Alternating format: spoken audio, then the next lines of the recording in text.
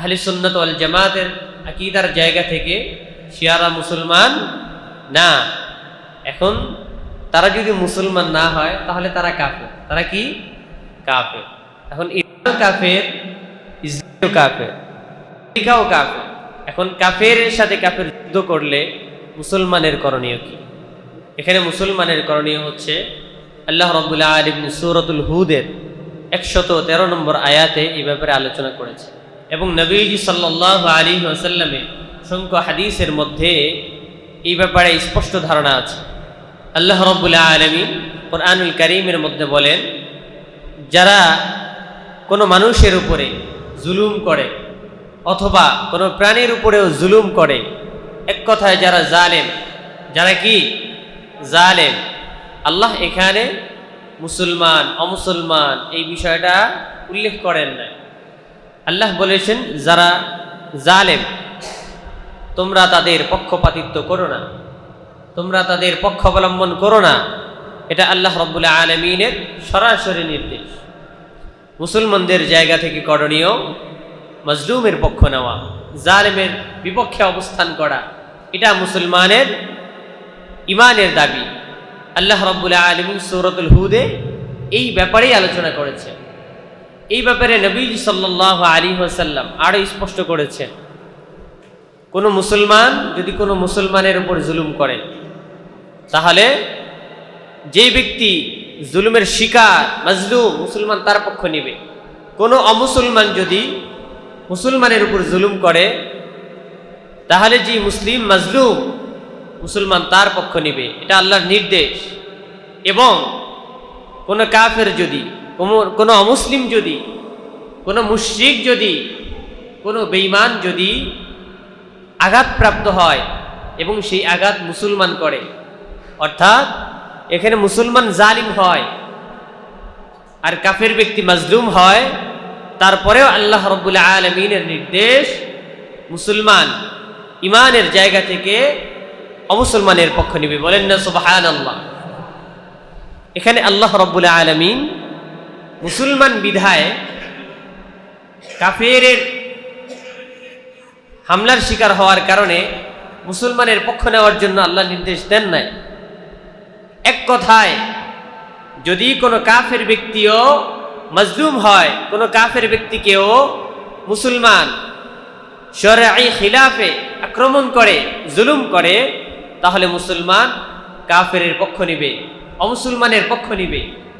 সুতরাং পৃথিবীর যেই প্রান্তে, যেইখানে, যেই জায়গায়, যেই রাষ্ট্রে, যেই সমাজে, যেই গোত্রে, যেই ঘরে, যেই বংশে কোনো ব্যক্তি জালিম হবে, কারো উপর জুলুম করবে, মুসলমানের ইমানের জায়গা থেকে দায়িত্ব ওই জালিমের বিপক্ষ অবলম্বন করা। সামর্থ্য থাকলে, সাধ্য থাকলে ওই জালেমের বিরুদ্ধে প্রতিরোধ গড়ে তোলা, এই জালেমের বিপক্ষ অবলম্বন করে জালেমকে শায়েস্তা করার জন্য প্রস্তুতি নেওয়া যদি পারা যায়, যদি শক্তি সামর্থ্য থাকে। সম্মানিত হাজিরিন,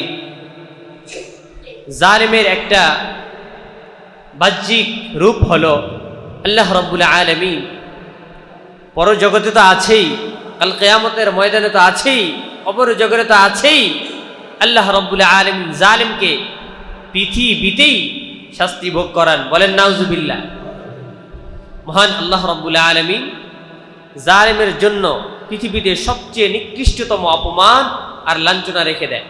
পৃথিবীর ইতিহাসে এমন কোনো ইতিহাস নেই যেই ইতিহাসে দেখা যাবে কোনো জালেম কোনো ব্যক্তির উপর জুলুম করে, কোনো গোত্র কিংবা কোনো রাষ্ট্রের উপর জুলুম করে ওই জালেম মৃত্যু পর্যন্ত সুখে ছিল, শান্তিতে ছিল। এমন কোনো রাষ্ট্র, এমন কোনো ব্যক্তি পৃথিবীর কোথাও নেই, কোনো ইতিহাসে নেই। কোনো মুমিন ব্যক্তিও যদি, কোনো ইমানদারও যদি কোনো অমুসলমানের প্রতি, কমিনের প্রতি জুলুম করে, আল্লাহ রাব্বুল আলামিন ওই মুমিন ব্যক্তিকেও দুনিয়ার জমিনেই পাকড়াও করবেনই করবেন। এটা আল্লাহ রাব্বুল আলামিনের ওয়াদা। আল্লাহ বলেন হাদিসে কুদসিতে, আল্লাহ রাব্বুল আলামিন বলেন, বান্দা আমি জুলুমকে নিজের উপর হারাম করে নিয়েছি। বলেন না সুবহানাল্লাহ। জুলুম এত নিকৃষ্ট জিনিস, আল্লাহ বলেন আমি জুলুমকে নিজের উপর হারাম করে নিয়েছি।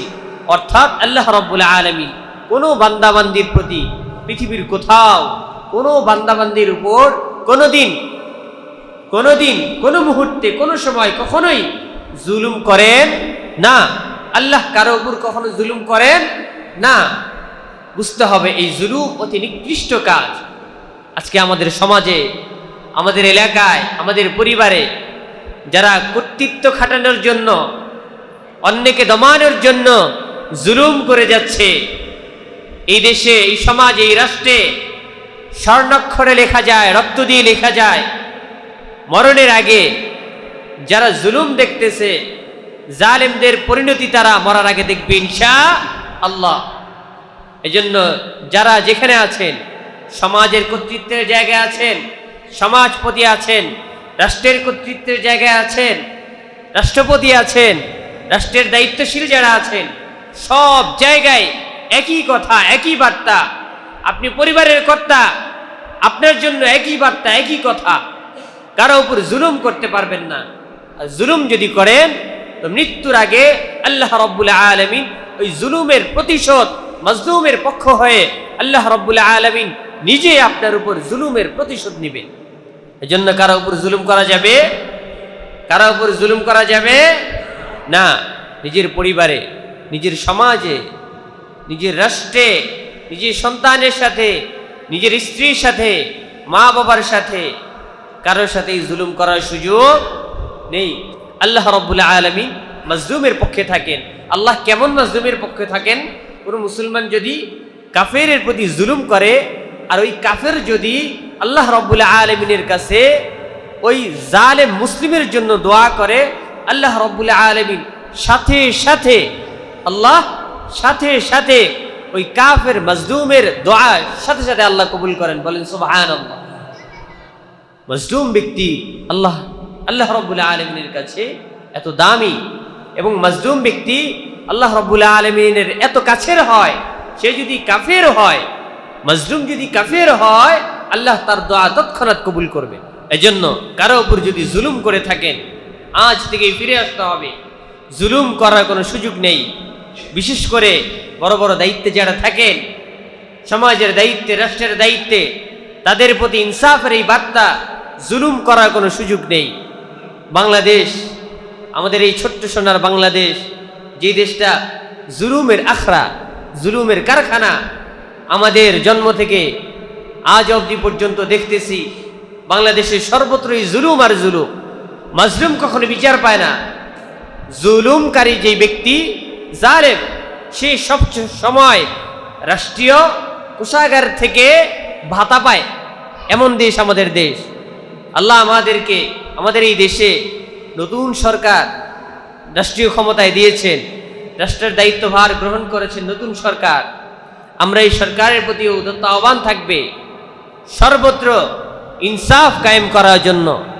যারা ফ্যাসিস্ট ছিল তাদের মতো আপনারাও যদি একটি প্রাণীর উপর জুলুম করেন, তো আল্লাহ রাব্বুল আলামিন আমাদের এই জীবদ্দশায় আপনাদেরকে, আপনাদের সমস্ত ক্ষমতাকে তছনছ করে আপনাদের ক্রুর দশা আল্লাহ আমাদেরকে দেখাবেন ইনশাআল্লাহ। এজন্য কোথাও জুলুম করার কোনো সুযোগ নেই।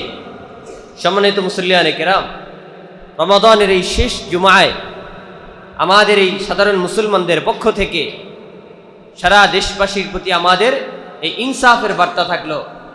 সর্বশেষ যেই কথা বলতে চাই, আল্লাহ রাব্বুল আলামিন এই রমাদান আমাদের জন্য বিশেষ এক অফার, বিশেষ এক মাস হিসেবে রমাদান আল্লাহ আমাদেরকে দিয়েছেন।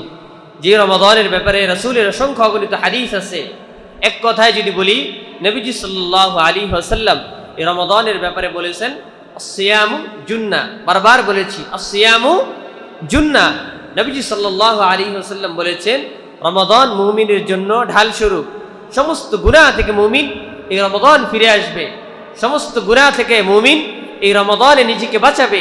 এই জন্য আল্লাহ রাব্বুল আলামিন আমাদেরকে রমাদান দান করেছে।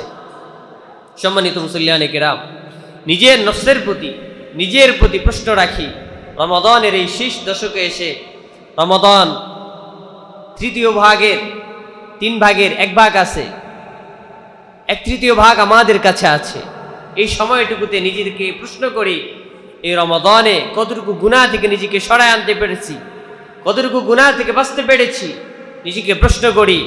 তাহলে নবীজি সাল্লাল্লাহু আলাইহি ওয়াসাল্লামের আসিয়ামু জুন্নাহ, নবীজি যে আমাদের জন্য রমাদান ঢাল স্বরূপ রেখে গিয়েছেন, গুনাহ থেকে বাঁচার ঢাল রমাদানকে আমাদের জন্য রেখে গিয়েছেন, এই ঢাল আমরা কতটুকু ব্যবহার করতে পেরেছি, এই ঢালের সঠিক ব্যবহার কতটুকু করতে পেরেছি, আমাদের প্রশ্নের হল হয়ে যাবে। সম্মানিত মুসল্লিয়ানিকেরা, আরও একটি কথা বলতে চাই। আল্লাহ রাব্বুল আলামিন আমাদের উপরে সদকাতুল ফিতরকে ওয়াজিব করেছেন। সদকাতুল ফিতরকে আল্লাহ ওয়াজিব করেছেন। কোন কোন ইমামের মতে সদকাতুল ফিতর ফরজ। এই সদকাতুল ফিতর এমন ব্যক্তির উপর আরোপ হয় যেই ব্যক্তির সমস্ত সম্পদ মিলিয়ে, সমস্ত সম্পদ, জামা কাপড় সহ, নিজের ঘর বাড়ি সহ, যে ব্যক্তির উপর যাকাতের নিসাব পরিমাণ মাল হয়, তার উপর সদকাতুল ফিতর ওয়াজিব হয়। এক কথায় যদি স্পষ্টভাবে বলতে চাই, আমাদের এই সমাজে যারা আছেন মোটামুটি সবার প্রতি, হয়তো দু একজন বাদ যাইতে পারেন, সবার প্রতি সদকাতুল ফিতর ওয়াজিব, মাথা প্রতি। অনেকে দেখতেছি পারিবারিকভাবে এক পরিবার থেকে একজনের সদকাতুল ফিতর আদায় করতেছেন। এইভাবে সদকাতুল ফিতর আদায় হবে না। আর সদকাতুল ফিতর দেওয়ার সর্বোত্তম সময় হচ্ছে ঈদের দিন।